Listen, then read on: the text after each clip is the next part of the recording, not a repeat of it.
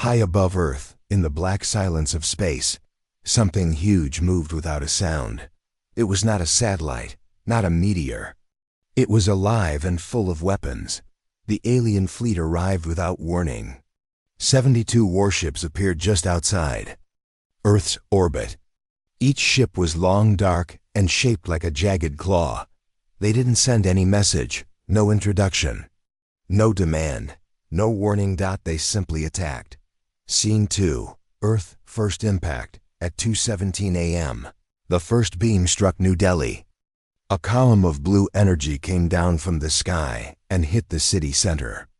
Within seconds, half the area vanished, turned into ash and light. At 2:18 a.m., Tokyo went dark. By 2:20 a.m., Earth lost contact with 12 major cities: London, Cairo, Sao Paulo, Sydney, Seoul, Moscow, and more. Satellites couldn't see. The attackers' radar showed nothing, and the sky? Empty. No one could understand what was happening. The enemy seemed invisible. Scene 3, White House Situation Room. President Olivia Grant was pulled from sleep by her chief of staff. Still in her nightclothes, she ran down to the secure command room. Generals, advisors, scientists, all stared at screens showing explosions and chaos. "We have no declaration of war," said General Thompson. "No signal, no demand." "Then who the hell is attacking us?" Olivia asked. "We don't know." A young woman from NASA interrupted. Her voice shook. We just picked up something. Not from Earth. An object entered orbit exactly 4 minutes before the first attack, but it's cloaked." "Cloaked?" Olivia narrowed her eyes. "Invisible. It's using tech we don't understand. Nothing human." Olivia looked around the room. "Tell every world leader, this is not just an attack on America. This is war on humanity." Scene 4, Alien Ship, Commander Kale's War Room. On the lead alien ship, Commander Kale stood tall, armored in black scales. His eyes were red and cold. "Earth is softer than I expected," he said to his crew. "They cry before they scream." Younger alien officer spoke nervously. "Sir, the humans have not responded yet." Kale laughed. "They will soon. Let them gather their courage, and then we'll take it from them." He raised his clawed hand. "Prepare the next wave." Scene 5, Underground Bunker, Hawaii, 2:45 a.m. Deep under the Pacific Ocean, thousands of feet below the waves, something ancient began to stir. A massive vault, silent for nearly 70 years, lit up for the first time. Green lights blinked. Gears turned, and a machine voice echoed in the darkness. "Project Titan reactivating." In a steel chamber, a giant orb opened. Inside was an artificial intelligence, forgotten by the world. "New threat detected," the AI said. "Level, extinction." The AI scanned Earth systems. It had not spoken in decades, but now it connected to satellites, drones, and defense networks. And then it did something strange. It sent a signal to every smart device on Earth. A calm voice that said, "You are not alone." Scene 6, New York, 3:05 a.m., Civilian POV. Maria Alvarez was a nurse finishing her night shift. She was on the bus when the signal came. Her phone lit up. The screen showed no app, no network. Just a sentence, "You are not alone." "What is this?" someone asked aloud. Then the ground shook. A strange humming filled the sky. People screamed as blue light poured down from above. Not fire, not bombs, something else. Something that made time feel slow and heavy. Maria ran into a nearby clinic. Inside, people huddled in fear. And then, the light stopped. The sky was quiet again. The building still stood, but something had changed. Everyone's phones buzzed again, this time with a second sentence. "They think you are weak." Scene 7, Pentagon, 3:30 a.m. Military leaders watched in confusion as the alien attack slowed. "What's happening?" asked one general. We "Think, they're watching," said a tech officer. "Like they're waiting to see what we do." Suddenly, a system they didn't recognize appeared on their radar. "What's that code? Who's running it?" The screen showed one word: Titan. The AI spoke through a speaker. "Earth's last defense has awakened. Stand by." The room went silent. "Who gave you authority?" the general asked. "You did." In 1957. Scene 8, flashback, 1957, secret facility. Dr. Elias Grant, a genius engineer, stood before a machine. War from the stars, he believed, was not just science fiction. So he built something to protect Earth long after he was gone. He called it Project Titan. He stored alien tech found in secret crashes. He trained Titan to learn, adapt, and wait for the day humanity faced extinction. But the world forgot him. He died in silence. Titan did not forget. Scene 9, back to present, 4 a.m. Titan accessed nuclear launch codes, but didn't use them. It instead activated secret drone armies buried across the planet. Machines built with stolen alien tech, fast, silent, and deadly. For the first time since the attack began, one of the alien ships was damaged. Humans didn't know how, but the news spread fast. "We hit them. We actually hit them." Scene 10, Commander Kale's ship, alarms, rang across the alien fleet. "What? One of our scouts destroyed? By what?" Kale looked at the damage report. "Impossible. They're adapting." A junior officer hesitated. "Commander, are we sure they're as primitive as our data said?" Kale growled. "No, but now. We've made them angry." He turned to the fleet. "Send in the message. Let them know who we are." Scene 11, Earth broadcast, 4:25 a.m. Every screen on Earth lit up. An alien face appeared. Cold, cruel. "This message is for the people of Earth. We are the Zevrock Empire. You are insects. We will crush you. Surrender or burn." Then it went black. Seconds later, Titan sent a reply. Short and direct. "Come and try." Closing scene, cliffhanger, 5 a.m. Somewhere in the deep Pacific, a hidden vault opened. Inside, a giant mech suit, glowing with power. A child sleeping in a small village woke up, sweat on his forehead. In space, a second wave of alien ships jumped into orbit, and Titan's voice echoed again. "War has begun, but so has something greater." Fade out.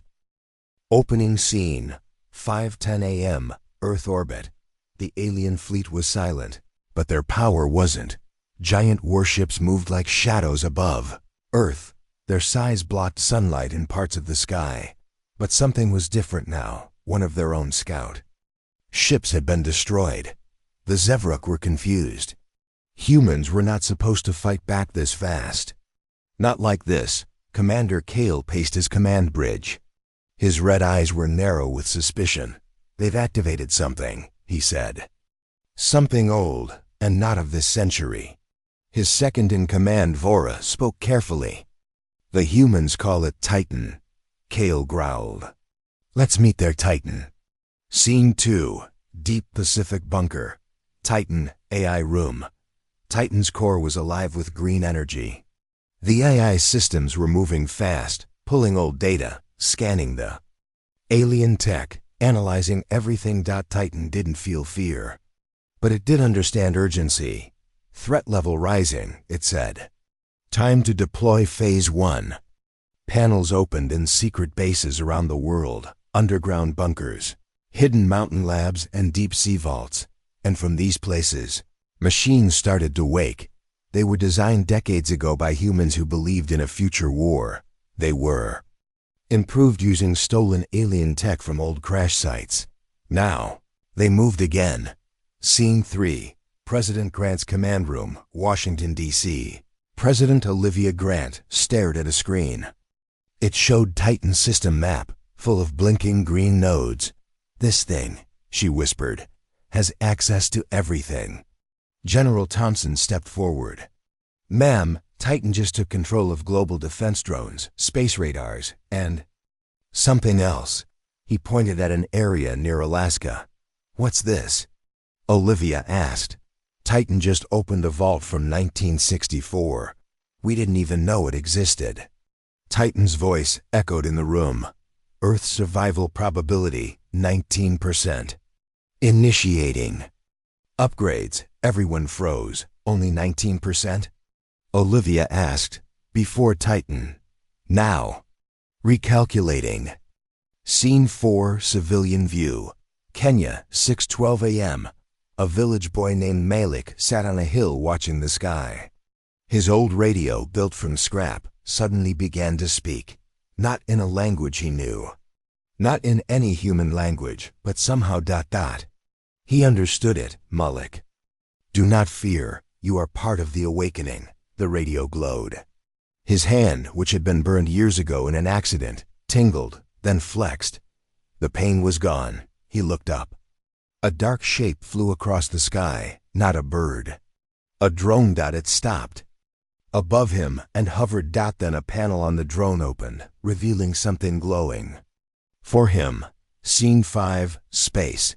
The Zevrock attack continues. The aliens did not wait. Kale ordered the second wave.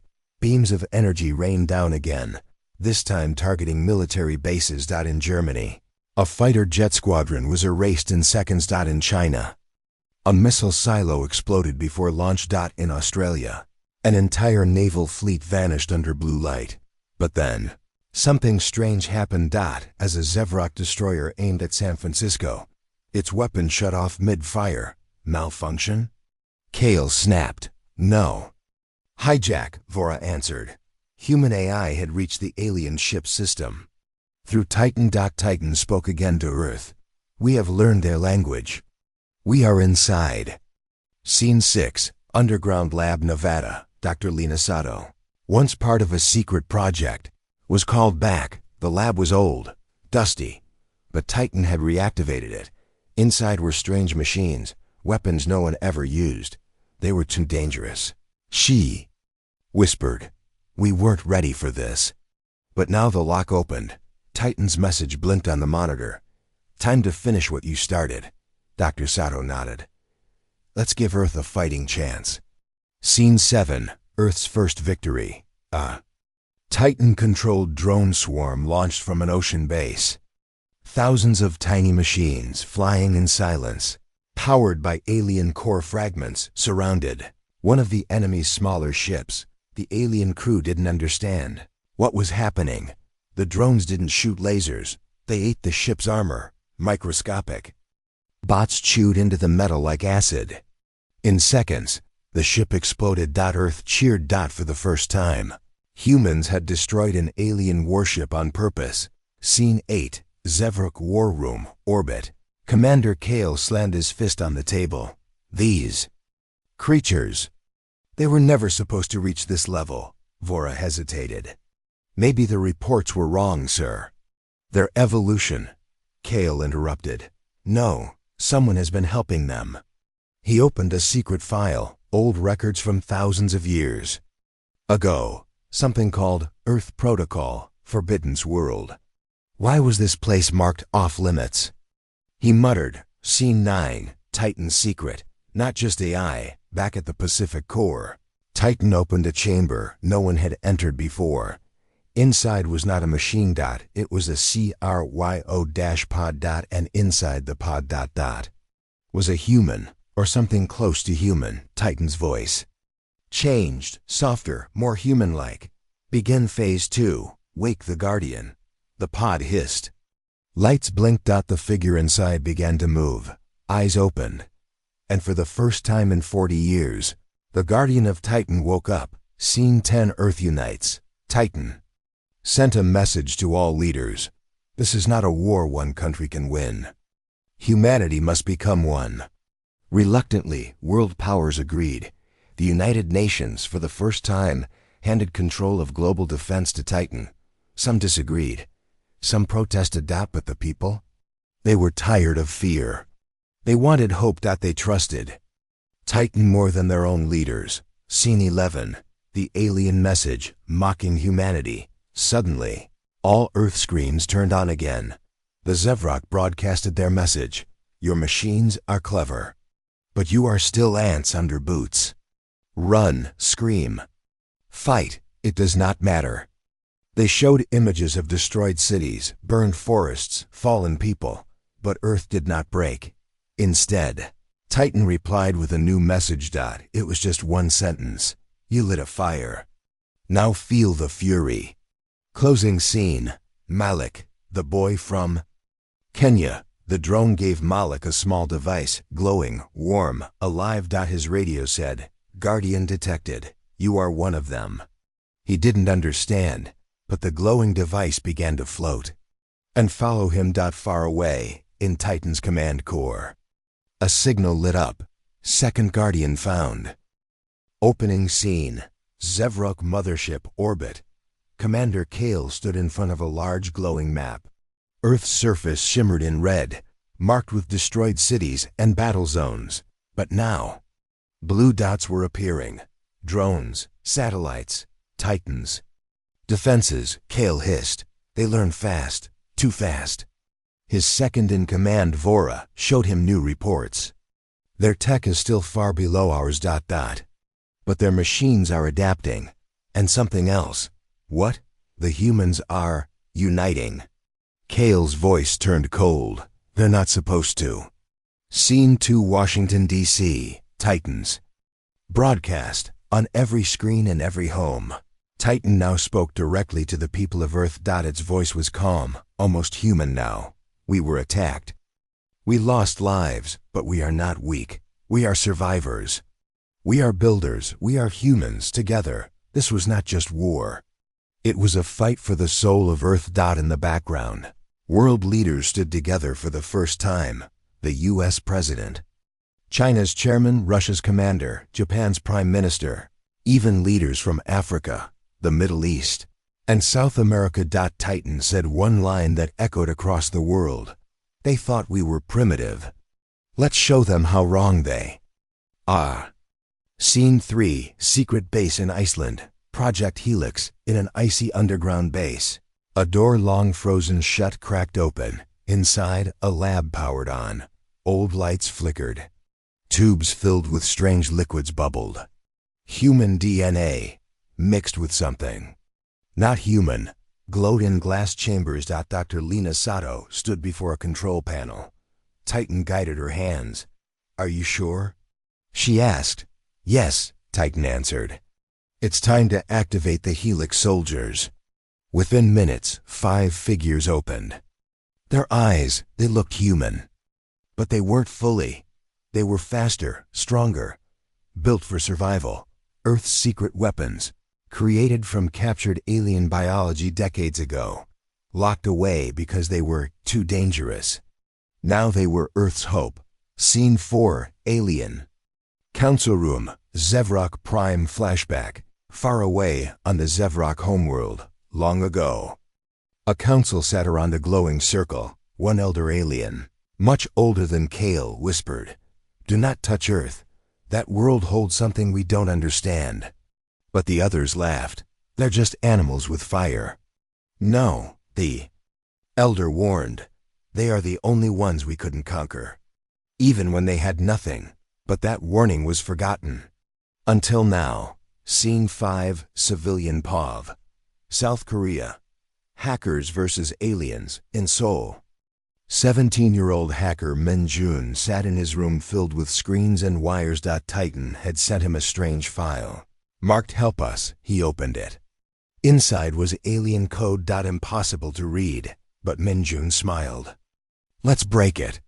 Within an hour, he cracked part of the Zevrok weapon signal.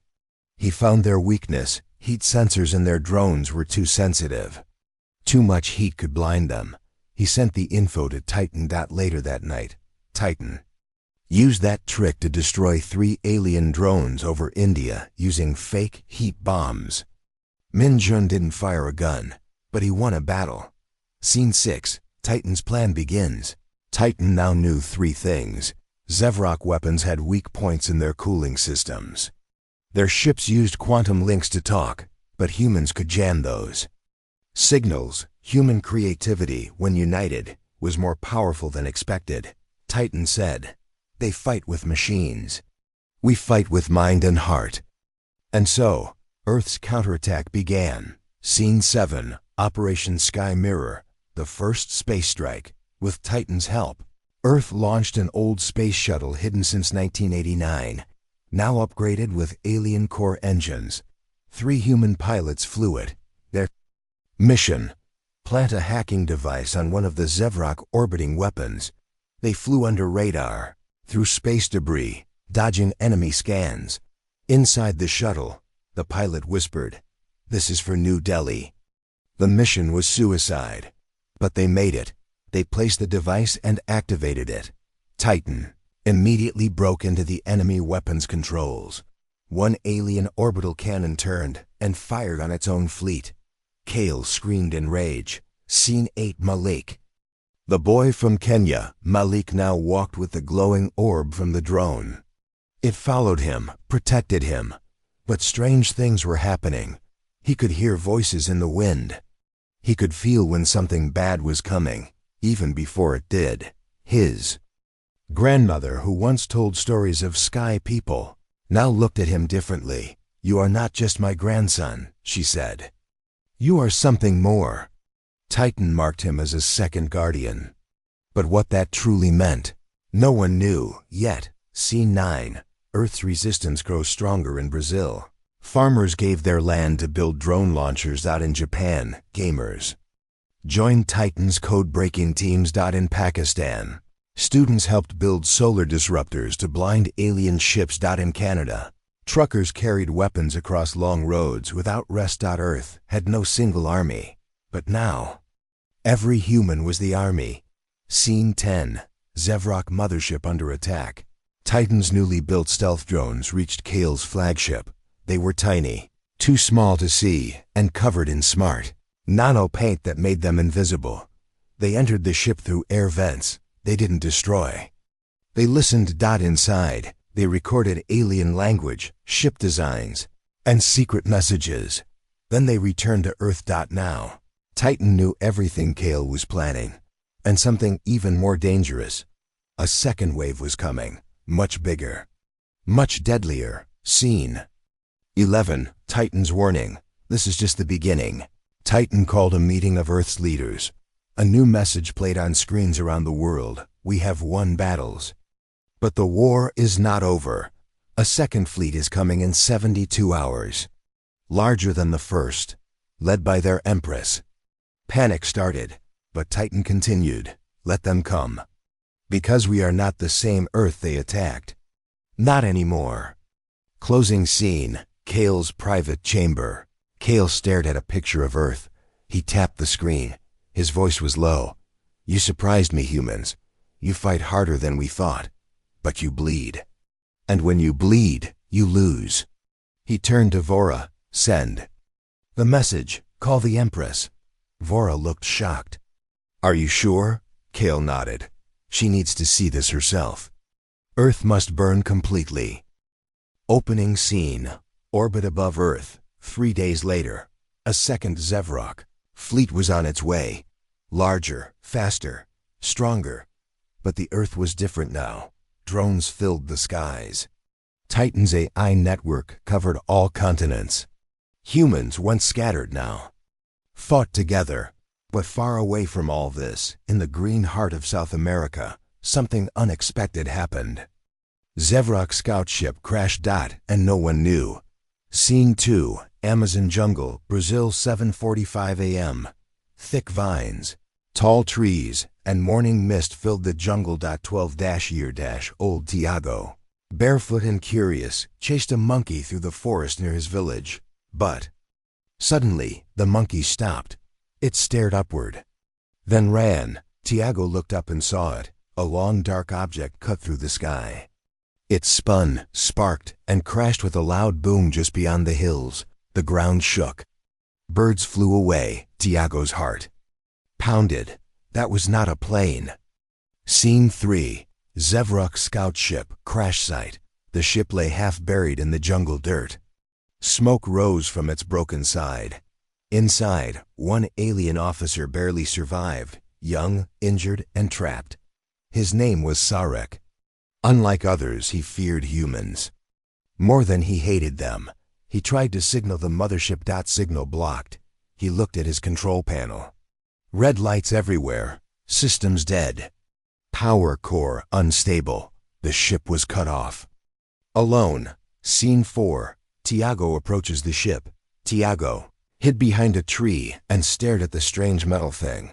He didn't know what it was, but he was not scared. He was curious. He saw sparks.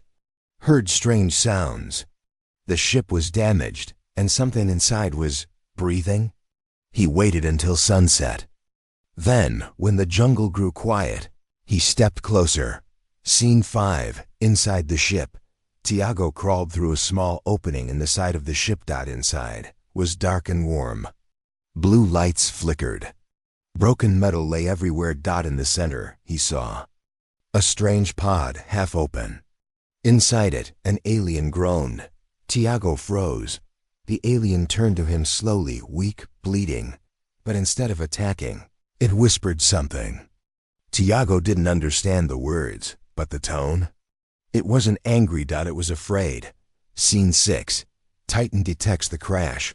Far away, under the ocean, Titan scanned Earth's skies. Suddenly, it noticed a strange signal, weak, flickering, from the Amazon, unregistered ship, non-human origin. Likely Zevrok. It tried to send a drone. Block. The jungle canopy was too thick. Satellite view? Blocked by weather. Titan couldn't see clearly. Unknown variables. Monitoring required. Scene 7. Tiago takes a piece of alien tech. As the alien slept, Tiago explored the room. He found a small device, glowing and warm, no bigger than his hand. It looked like a toy. But when he touched it, it responded. It lit up and showed moving images, alien writing, star maps, weapons, commands. He didn't know what he had found. But it was powerful. And then it spoke in a calm robotic voice. Link established. Human brain pattern accepted. Scene 8. Alien Sarek watches. Tiago. When the alien woke, he saw the boy holding the device. He expected the human to kill him. Or run. But Tiago just smiled and gave him water. Sarek couldn't understand. Why his people told him humans were savages, violent, stupid. But this boy? He helped him. That was the first time Sarek felt confused. Scene 9. Titan connects to the device.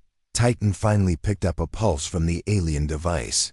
A signal it recognized. This is Zevrok Command Tech, advanced AI tool. And somehow, it was being used by a child. Titan focused all attention on the Amazon. Locate the user. High potential. Scene 10. Zevrok High Command learns of the crash back in orbit. Kale heard whispers of the missing scout ship. Downed. In the jungle? That's impossible. But when he checked the logs, the last message from Sarek was cut off mid-transmission. Kale grew angry. If humans find that tech, they will advance even faster. He sent a kill order. Burn the jungle. No survivors. No evidence.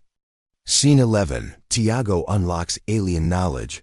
As Tiago played with the device, it showed him how to control energy. It made light, created shapes in the air, played with gravity. He showed it to his friend, a girl named Lena. What is that? She asked. I don't know, but it's listening to me. Soon, he was flying a small drone using only his thoughts. Scene 12. Titan contacts Tiago. That night, while Tiago slept in his hut, his ceiling glowed. Words appeared. Tiago, we see you. Do not fear. He woke up. The voice continued. You hold power that can help all of Earth. Come with us. Titan had chosen him. He was not just a village boy anymore. Scene 13. Sarek makes a decision. The alien realized something. He was taught to destroy humans. But one human, a boy, saved him. Now his own people were coming to destroy the jungle. He had to choose Stay loyal to the Empire. Or save the ones who showed him mercy. Sarek looked at Tiago's sleeping dot, then made a choice. Scene 14. Zevrock attack begins. Dark clouds rolled in. Zevrock fire ships entered the jungle. Trees burned. Animals ran. The sky filled with flame, but they didn't expect resistance. Titan had sent its new Guardian Squad, enhanced humans from Project Helix, and at the center of it all, Tiago stood, holding the device, glowing. Connected to Titan. Scene 15. The jungle fights back. The jungle wasn't just trees anymore. Titan activated defense bots disguised as insects. Birds, even vines. The Zevrock were confused. A forest was fighting them, and when they tried to reach the crashed ship, it exploded, triggered by Sarek himself. Scene 16. Tiago saved, Guardian activated. In the chaos, Sarek carried Tiago to safety. He was injured again, but this time protecting the boy. Titan's drone picked up both of them. The jungle burned behind them, but Tiago's device still glowed. New Guardian registered. Codename Tiago. Opening scene. Titan's war map, Pacific Core. Titan's main screen glowed bright green. Earth was no longer helpless. The map showed resistance cells across all continents. Human weapons, drones, and guardians were now cinched under Titans. Command. Titan's voice echoed. For the first time in human history, we will strike the enemy, not from Earth, but from space. Scene 2. Operation Dawnfire. Earth's first space mission. The launch site was hidden in the Andes Mountains. Built in secret, powered by old rocket tech and new alien energy, Commander Reyes, pilot of the mission, stood before his crew. Behind him, Earth's first warship, the Horizon 1, he said loudly, "We're not just defending anymore. We're going up there to hurt them back." His team included soldiers, engineers, and Dr. Lena Sato, the woman behind Project Helix. As they lifted off, the world watched. Scene 3. Malik and Tiago joined the network.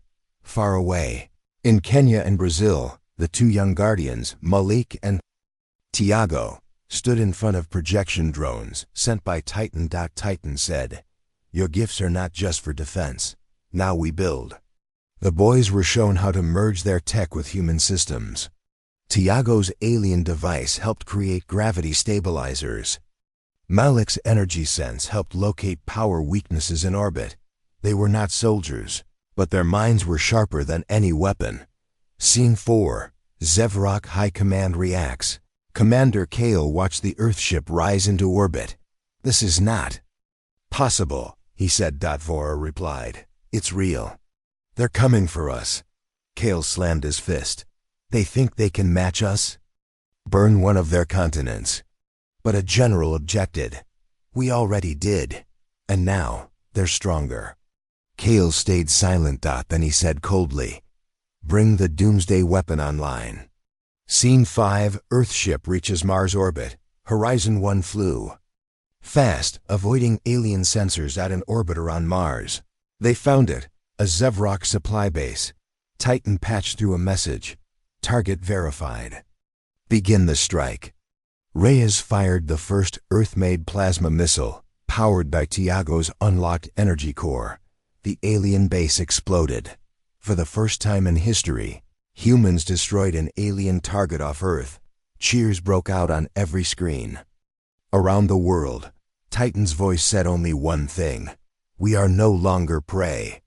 Scene 6. Hidden lab in Siberia. The enhanced return. Titan reopened another Helix vault. 3 enhanced humans, Arya, Cole, and Yun, were brought out of cryosleep. They were stronger, faster, immune to most alien weapons. They joined the Guardians. Titan said, "This team is now Earth's sharpest blade. Prepare for insertion." Their mission: infiltrate the main Zevrock mothership. Scene 7.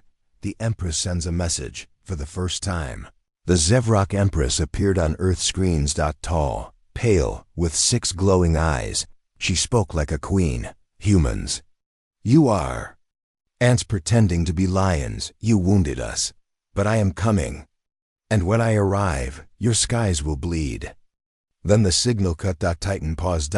Then replied, come, the sky is waiting. Scene 8, Civilian Resistance. Earth fights back locally too, in cities around the world. People were fighting back. In London, kids made signal jammers from radio.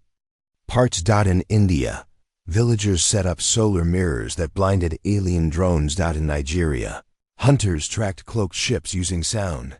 Every human, old and young, rich and poor, had found a role. They were not just surviving, they were fighting. Scene 9, Horizon 1 attacked. As Horizon 1 returned from Mars, they were ambushed by 3 Zevrock ships. Reyes shouted, evasive maneuvers. Lasers tore through the side of the Earth ship. Shields dropped to 28%, but then Titan activated its secret weapon, a hacked alien drone swarm, controlled by Malik and Tiago, came from behind and disabled one attacker. Then Helix agent Arya launched out in a spacesuit and boarded the second enemy ship. Alone, she destroyed its power core with her bare hands. The third ship retreated. Earth had just won a space dogfight. Scene 10, Sarek, the alien defector. Meanwhile, in Titan's South America base, the wounded Zevrock scout, Sarek, recovered. He was no longer a soldier. He was now a teacher. Titan asked him to share knowledge of Zevrock weaknesses. Sarek agreed. They will never stop. Unless you make them afraid, not just of war, but of you. Scene 11, Kale disobeys the Empress. Kale, furious with Earth's success, launched a secret strike. Without permission, he sent a new kind of bomb, a sky burner, toward Earth's moon base. Titan detected it, unstoppable by force, but maybe not by timing. Titan redirected a meteor shower into the path of the bomb. It worked. The weapon exploded in space. Humanity cheered, but now the Empress knew Kale had acted alone. She would not forgive. Scene 12, Earth strikes at the Zevrock relay station. Titan discovered a hidden alien relay station on Europa, one of Jupiter's moons. It controlled Zevrock communication between the two fleets. If it could be destroyed, the second fleet would lose contact for hours. Reyes, Arya, and Cole led the mission. They landed on the icy moon, battled machines, and placed charges. Just before they escaped, Zevrock drones closed in. Arya stayed behind, fighting them off while the others escaped. The station exploded. The second fleet went dark. Titan announced, they are Gef. Strike now. Scene 13, Human Spirit Broadcast. President Olivia Grant stood before the world. We did not ask for war, but we did not bow. Our blood is red, our will is fire, and our earth stands. We don't just survive, we strike back. It was the first time an Earth leader said the words out loud. We are winning. Scene 14, the Empress gathers her flagship. The Empress finally arrived in orbit, aboard the largest alien ship ever seen. Bigger than cities. Her voice echoed across space. Earth, you should have bowed. Now you will burn beautifully. Closing scene, Titan's final preparation begins. Titan opened its last chamber. Inside was a single human, sleeping, breathing. The first guardian. Project 1. Titan whispered, time to wake up. The final phase begins now. The human opened his eyes, glowing gold. Opening scene, Empress flagship, Earth orbit. The massive alien flagship drifted quietly over Earth. Inside, the Empress sat on her throne of black metal, her 6 glowing eyes scanning endless star maps. Earth dares to fight, she hissed, voice cold like ice. They will pay for their arrogance. Kale stood before her, bowed. Commander, the humans have struck hard, but we have weapons no one can stop. The Empress smiled, a cruel, cruel smile. Then it is time for the final dance. Scene 2, Earth, Titan's command core. Titan's AI was calm but alert. Empress is preparing a massive attack, it said. President Olivia Grant stood beside the glowing consoles. What can we do? Titan replied, we must fight fire with fire. But this battle is not just physical, it is mental. Explain. Titan's voice softened. I will awaken the last of our guardians. Their power could change everything. Scene 3. Awakening the first guardian. In a hidden chamber deep below the Pacific, the giant cryopod hissed open. The figure inside was human. Strong, tall, with eyes shining gold. His name was Adam, Earth's first guardian. He breathed deeply, looking around. His mind was sharp but calm. Titan spoke directly to him. Earth needs you. The Empress comes. We must fight. Adam nodded slowly. I am ready. Scene 4. Malik and Tiago meet Adam through Titan's network. Malik and Tiago watched Adam's awakening. Malik said, so he is the one. Tiago smiled. He looks like a warrior. Adam's first words echoed in their minds. The Zevrok will regret underestimating us. Scene 5. Empress launches the Nightfall strike. Suddenly, Earth's skies darkened. Thousands of alien fighters, invisible and fast, launched in a wave called Nightfall. Cities across the globe lost power. Communications were jammed. People ran in fear, but Titan was prepared. Its network shifted power, activated emergency defenses. Scene 6. Arya and Helix team on the front lines. Arya, Cole, and Yun were deployed to the worst-hit city, Cairo. They fought alien shadow soldiers who moved faster than the eye could see. Arya's strength shattered drones. Cole hacked enemy systems. Yun's speed saved civilians. Together, they held the line. Scene 7. The Empress broadcasts a threat on every screen. The Empress spoke again. Earth's spirit is strong but weak. Your end comes soon. Surrender or be erased. The message frightened many, but not Adam. He replied through Titan's global broadcast. Your reign ends here. Earth will not kneel. Scene 8. Earth's new weapon, the gravity shield. Titan unveiled a new defense system, the gravity shield. It created a dome of twisted spacetime over key cities, stopping alien attacks.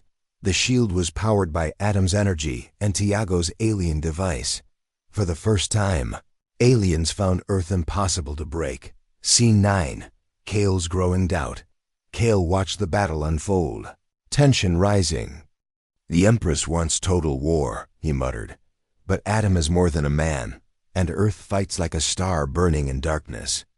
Vora warned, Commander, if we don't change tactics, we will lose everything.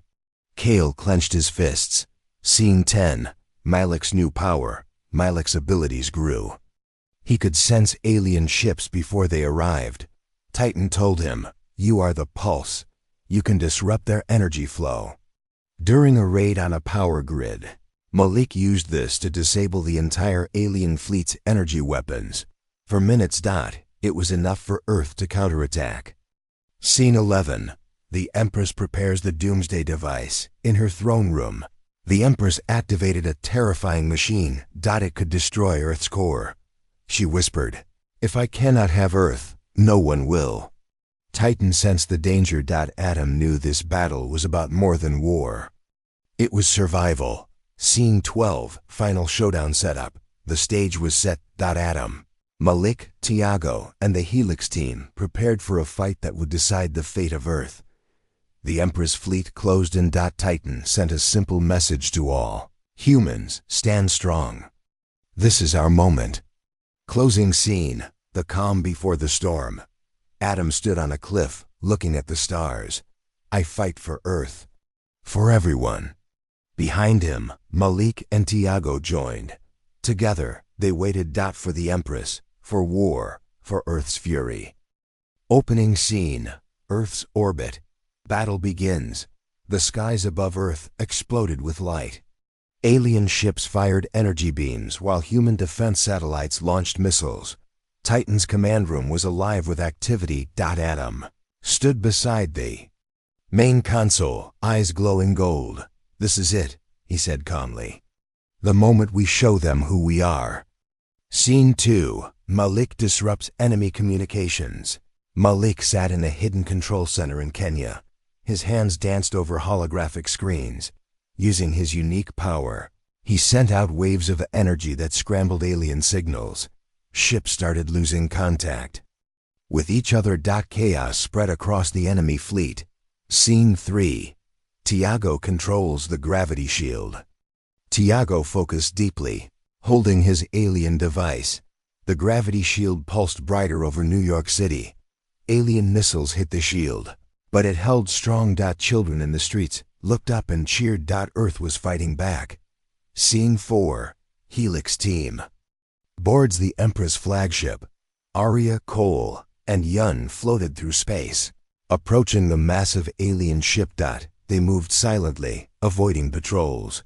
Inside, alarms rang. Arya whispered, "Time to cut the head off the snake." They planted explosives near the ship's power core. Scene 5. The Empress confronts Adam in the heart of the battle. The Empress appeared on the main screen. Her 6 eyes glowed fiercely. "You think you can stop me? Earth is doomed." Adam replied, voice steady, "Your reign ends today." Scene 6. Sarek's betrayal. Sarek, the alien who once fought for the Zevrok, now stood with Titan's forces. He used his knowledge to predict enemy moves. In a daring move, he sabotaged the alien fleet's weapons. Scene 7. The Doomsday device activated. The Empress triggered her Doomsday machine. The ground shook, volcanoes erupted, oceans roared, but Adam and the Guardians stood firm. Scene 8. Final push.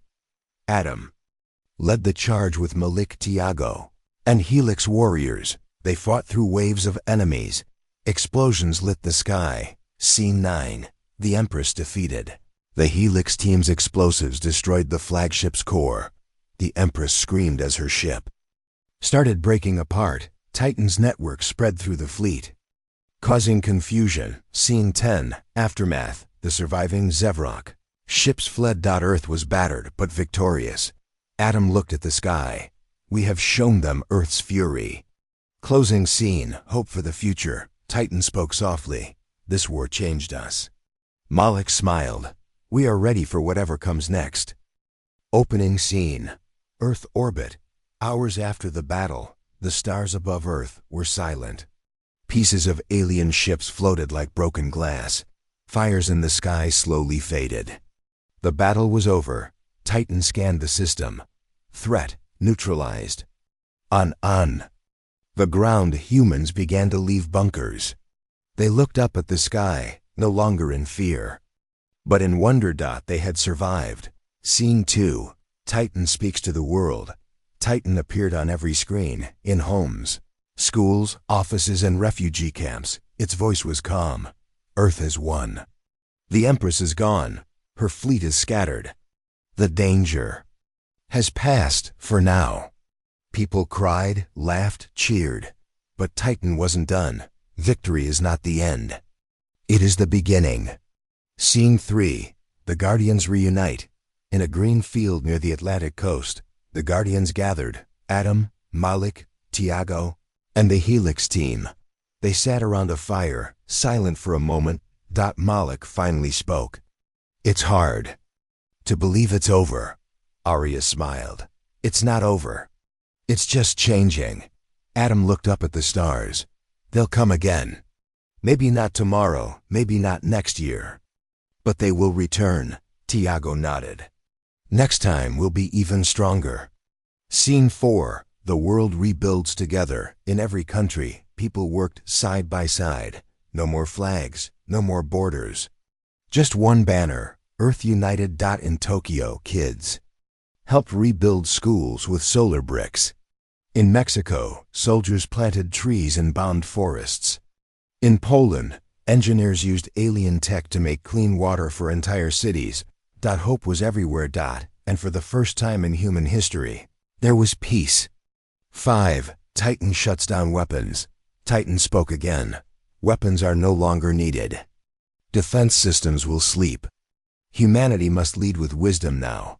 Across Earth, missiles were lowered. Drones powered off. The war machine stopped humming. It was a risk, but a choice. Humans had learned something. Power meant nothing without unity. Scene 6. Tiago's gift to his village. Tiago returned home, holding his alien device. The children gathered around him. He placed the device in the center of the village. It turned into a glowing tree, giving light at night, power for homes and clean air. His grandmother smiled. You didn't just save the world, Tiago. You made it better. Scene 7. Malik opens a school for the future in Kenya. Malik helped build a new kind of school. There were no grades, no uniforms, just learning. The children learned about the stars, about peace, about building, about unity. Above the school, a message was carved in stone. Knowledge is the shield of Earth. Scene 8. The Helix team's final mission. Arya, Cole, and Yun returned to Titan one last time. Titan spoke. You are no longer weapons. You are builders now. The Helix team chose to spread across the world, helping rebuild cities, healing broken systems, planting peace. Arya went to Antarctica, starting Earth's first climate station powered by alien energy. Cole helped rebuild Mumbai's underwater metro. Yun trained young guardians in South Korea. Scene 9. Adam's choice.